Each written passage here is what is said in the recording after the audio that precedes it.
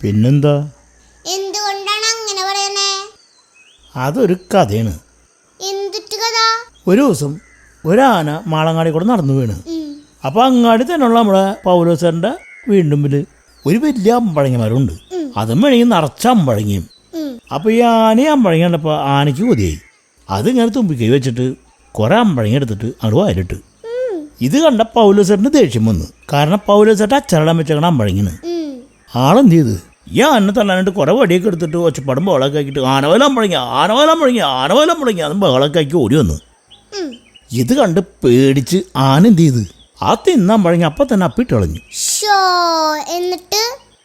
എന്നിട്ട് എന്തിട്ടാ അതീ പിന്നെ ഇന്നവരെ ഒറ്റ ആന പോലും അമ്പഴങ്ങി നിന്നിട്ടില്ല. അങ്ങനെയാണ് ഈ ആനവാല അമ്പഴങ്ങി തന്നെ പറഞ്ഞിട്ടുണ്ടായത്. പിന്നെ വെറുതെ പറയാണ്. അതേടി ഇതുണ്ടായ കഥയാണ്. ഞാൻ ഈ കഥ ഇപ്പം ആദ്യമായിട്ടാ കേൾക്കണേ. നീ ആദ്യമായിട്ട് കേൾക്കണമായിരിക്കും. ഞാൻ 4ാം ക്ലാസ്സിലും മലയാളം സെക്കൻഡിൽ ഈ പാഠം പഠിച്ചിട്ടുണ്ട്.